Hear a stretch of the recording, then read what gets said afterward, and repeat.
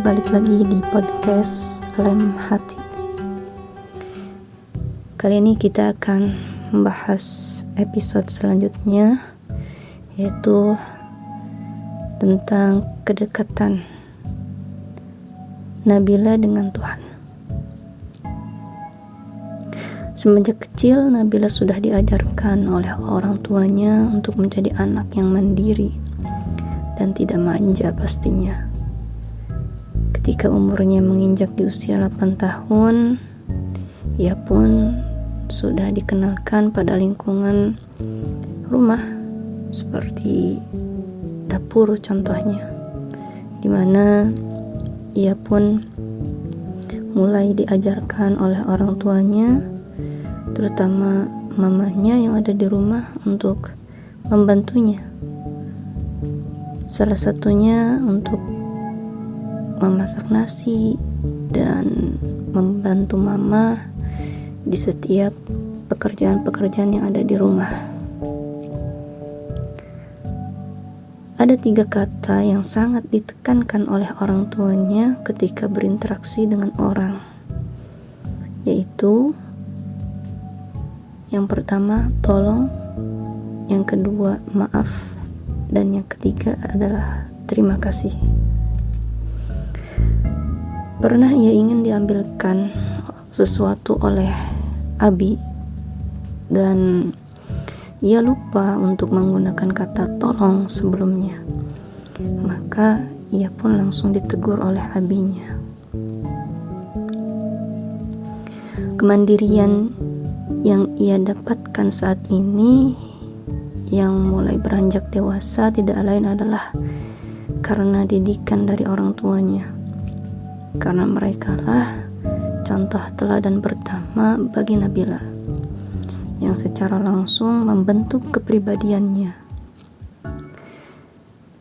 Kedekatannya dengan Tuhan pun adalah buah dari didikan orang tuanya, yang membiasakannya untuk mulai sholat 5 waktu semenjak taman kanak-kanak, dan berhijab atau menggunakan kerudung mulai dari ia memasuki sekolah dasar.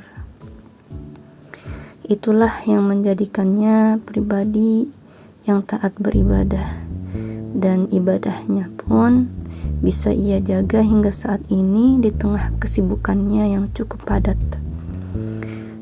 Itu semua rencana terbaik Tuhan untuknya dalam mempersiapkan mental dan kepribadiannya sebelum memasuki dunia entertain dengan segala lika-liku di dalamnya.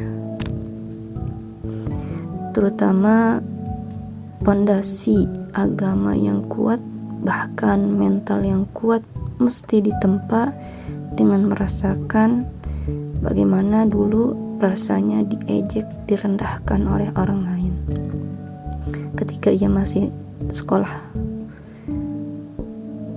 Hal itu membentuk dirinya menjadi seorang yang cukup dewasa, yang lumayan kokoh di usia yang terbilang masih cukup muda. Di dunia hiburan, yang mana segala aktivitas kegiatannya sehari-hari menjadi sorotan publik, dan perubahan-perubahan lainnya yang ia rasakan saat ini kadang membuatnya berpikir bahwa Allah ngasih fasilitas sekarang ini, apa aku bisa mempergunakannya dengan baik? Apa yang bakal aku lakuin? Apa menjadi lebih positif atau ke negatif? Kata Nabila. Karena ia mengerti bahwa kemudahan dan segala fasilitas yang sekarang ini ia dapatkan adalah titipannya, dan ia harus memilih hal-hal yang baik dari setiap pilihan-pilihan yang ia ambil di setiap perjalanan hidupnya. Karena pilihan-pilihan terbaiknya itulah yang menentukannya apakah ia akan sukses atau tidak nantinya. Ia merupakan seorang yang taat beragama, terutama dalam menjaga sholat 5 waktu. Hingga pernah suatu ketika ia terlihat sangat gelisah saat sudah memasuki waktu maghrib. Dan kondisi saat itu ia masih berkumpul dengan timnya. Di sana juga ada Abi yang selalu menemaninya, hingga Abi pun bertanya padanya, "Kenapa kak, kamu mau sholat?" Lalu seketika itu Nabila menjawab, "Iya Bi." Tanda bahwa memang ia cukup tak nyaman ketika waktu sholat telah tiba, namun ia belum kunjung melaksanakannya. Ia tak ingin menyanyiakannya, apalagi sampai melewatkan waktu sholat. Sebagai manusia biasa, ia pasti pernah merasakan tidak percaya diri atau insecure. Terlebih ketika di Indonesian Idol, ia dibanding-bandingkan dengan para peserta lainnya yang mempunyai pengalaman lebih banyak dan lebih bagus penampilannya daripada dia. Maka ketika ia merasa mulai lemah dengan keadaan ia itu, maka ia kembali lagi untuk lebih mendekat kepada Tuhan, mendengarkan kajian-kajian agama Islam yang membimbingnya untuk lebih baik lagi sesuai dengan tuntunan yang diajarkan agama Islam. Itulah yang sering menguatkannya saat itu. Dan terkadang sebagai manusia pun kita ingin untuk mendapatkan sesuatu selalu perfect. Ia pernah berkata, Allah sudah ngasih porsi kita itu seperti ini, jadi harus bersyukur akan hal itu, kata Nabila.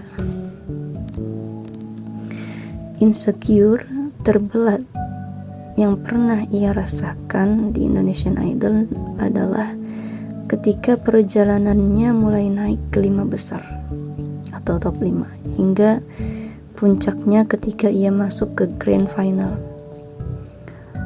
Komentar-komentar dari netizen yang mencibir, mencemooh dan membanding-bandingkan kemampuannya dengan peserta lain yang membuatnya insecure dan down, hingga ia berpikir bahwa segak layak itukah aku ke runner up ini, kata Nabila. Pikiran-pikiran keruh itu kadang datang dari komentar-komentar negatif netizen yang dengan mudah masuk begitu saja kepadanya ketika lelah ia rasakan dengan padatnya jadwal menuju grand final saat itu. Dan ia hanya bisa menenangkan dirinya secara mandiri. Berat memang ia rasakan, terlebih selama 5 bulan ia di karantina Indonesian Idol. Ia jauh dari keluarga. Ketika ia down, membutuhkan pelukan seorang mama dan kata-kata penyemangat dari abinya. Walaupun aku merasa down dan gak baik-baik saja, aku ingat bahwa Allah pasti ngelindungin aku, kata Nabila. Nabila berubah terus semangat dengan kata-katanya itu.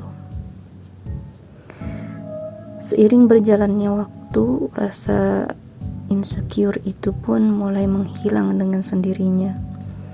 Ia lebih memilih untuk banyak bersyukur atas apa yang Tuhan berikan padanya, bahwa segala sesuatu yang direncanakan oleh Tuhan adalah yang terbaik untuknya.